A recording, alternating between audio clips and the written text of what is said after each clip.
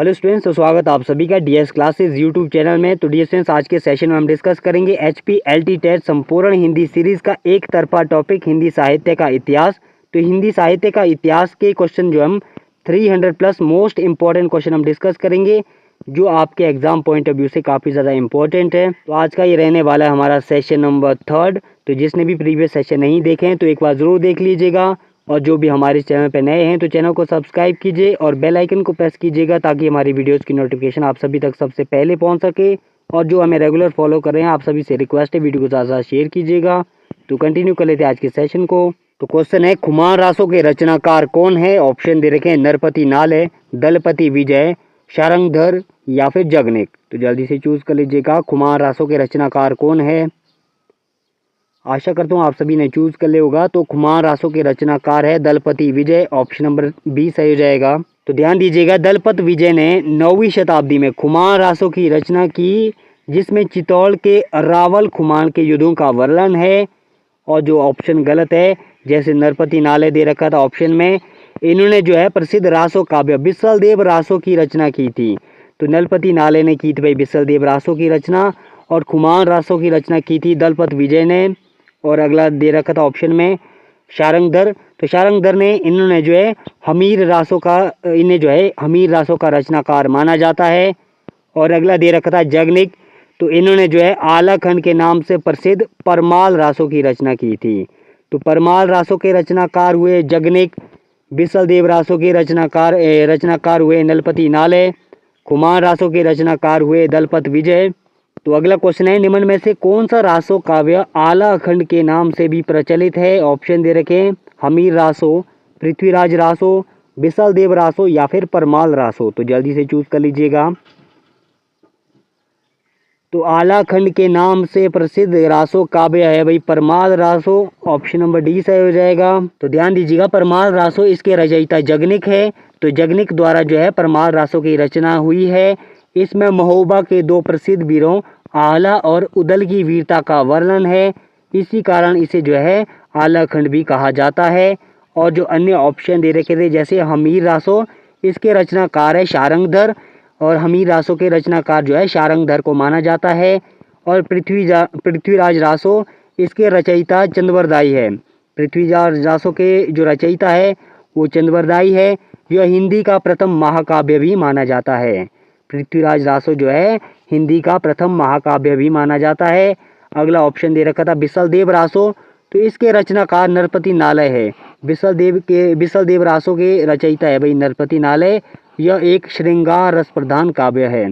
तो बिसल देव रासो जो है एक श्रृंगार रस प्रधान काव्य है। तो अगला क्वेश्चन दे रखा है, परमाल रासो के रचयिता का नाम क्या है? ऑप्शन दे रखे हैं जगनिक, दलपत विजय, नरपति नालय, चंद्रवरदाई। तो भाई 2 क्वेश्चन हमने डिस्कस कर लिया है। जल्दी से बताओ परमाल रासो के रचयिता का नाम क्या है। आशा करता हूँ आप सभी ने चूज कर लिया होगा। तो परमाल रासो के रचयिता का नाम है जगनिक। ऑप्शन नंबर ए सही हो जाएगा। तो ध्यान दीजिएगा, जगनिक इन्होंने जो है कलिंजर के राजा परमाल बोले तो परमार्दी देव के आश्रय में रहकर परमाल रासो बोले तो आला खंड की रचना की थी।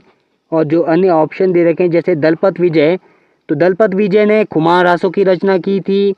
नरपति नाले ने जो है इन्होंने विसल देव रासो की रचना की थी। चंद्रवरदाई ने की थी भाई पृथ्वीराज रासो की रचना। तो अगला क्वेश्चन है, पृथ्वीराज रासो को प्रमाणिक बनाने वाले विद्वान निम्न में से कौन है? ऑप्शन दे रखे हैं रामचंद्र शुक्ल, डॉक्टर वुलर, डॉक्टर श्याम सुंदर दास या फिर मुंशी देवीदास। तो जल्दी से चूज कर लीजिएगा। आशा करता हूँ आप सभी ने चूज कर लिया होगा। तो पृथ्वीराज रासो को प्रमाणिक बनाने वाले विद्वान थे भाई डॉक्टर श्याम सुंदर दास। ऑप्शन नंबर सी सही हो जाएगा। तो ध्यान दीजिएगा, प्रमाणिक बनाने वाले विद्वान इनमें जो है डॉक्टर श्याम सुंदर दास के अलावा कर्नल टॉड, मिश्र बंधु, मोहनलाल विष्णुलाल पांडे प्रमुख है। इन्होंने जो है इस ग्रंथ की घटनाओं और तिथियों को ऐतिहासिक रूप से सही माना है। और जो अन्य ऑप्शन दे रखे थे, जैसे रामचंद्र शुक्ल, तो आचार्य रामचंद्र शुक्ल ने पृथ्वीराज रासो को जो है पूरी तरह से अप्रमाणिक माना है। और यहाँ तक कि जो है रामचंद्र शुक्ल ने पृथ्वीराज रासो को जो है जाली ग्रंथ कहा है। और अगला ऑप्शन दे रखा है डॉक्टर वुलर। तो डॉक्टर वुलर ने पृथ्वीराज विजय ग्रंथ के आधार पर पृथ्वीराज रासो को सबसे पहले अप्रमाणिक घोषित किया था। और अगला ऑप्शन दे रखा था मुंशी देवीदास।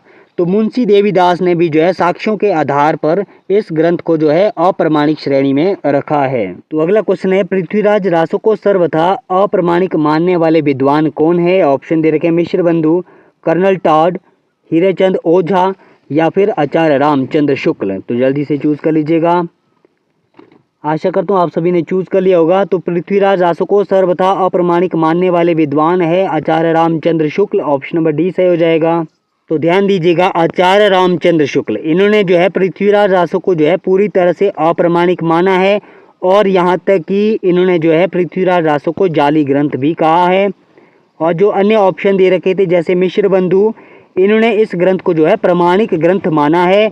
और अगला दे रखा था कर्नल टॉड या फिर कर्नल टॉड, इन्होंने भी जो है इस ग्रंथ को ऐतिहासिक रूप से प्रमाणिक माना है और इसका अंग्रेजी अनुवाद भी शुरू किया था।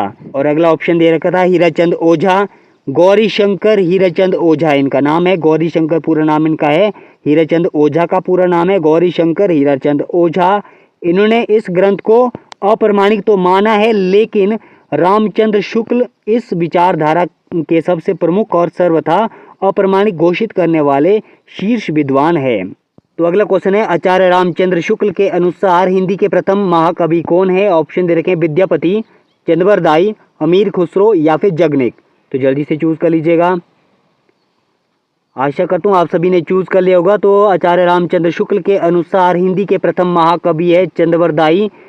तो चंद्रवरदाई ने जो है पृथ्वीराज रासो की रचना तो की है और साथ ही साथ जो आचार्य रामचंद्र शुक्ल ने पृथ्वीराज रासो को अप्रमाणिक माना है और उसे जो है जाली ग्रंथ भी कहा है। तो ध्यान दीजिएगा, आचार्य रामचंद्र शुक्ल ने चंद्रवरदाई को हिंदी का प्रथम महाकवि और इनकी रचना पृथ्वीराज रासो को हिंदी का प्रथम महाकाव्य माना है। और जो अन्य ऑप्शन दे रखे जैसे विद्यापति, इन्हें मैथिल कोकिल कहा जाता है। तो विद्यापति को जो है मैथिल कोकिल कहा जाता है।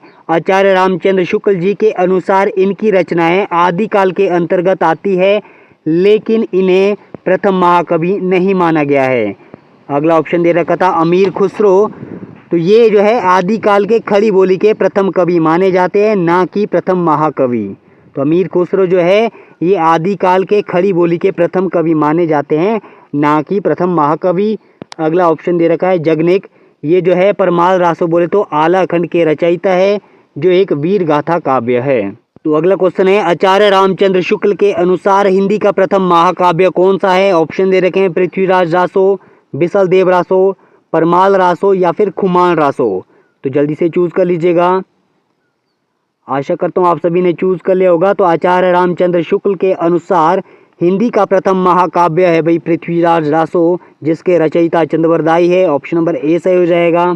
तो ध्यान दीजिएगा, आचार्य रामचंद्र शुक्ल ने अपने इतिहास ग्रंथ हिंदी साहित्य का इतिहास में स्पष्ट लिखा है कि चंद्रवरदाई हिंदी के प्रथम महाकवि माने जाते हैं और इनका पृथ्वीराज रासो हिंदी का प्रथम महाकाव्य है। और जो अन्य ऑप्शन दे रखे थे जैसे बिसल देव रासो, इसके रचनाकार नरपति नाले है और यह मुख्य रूप से एक विरह प्रधान श्रृंगार काव्य है, महाकाव्य नहीं है।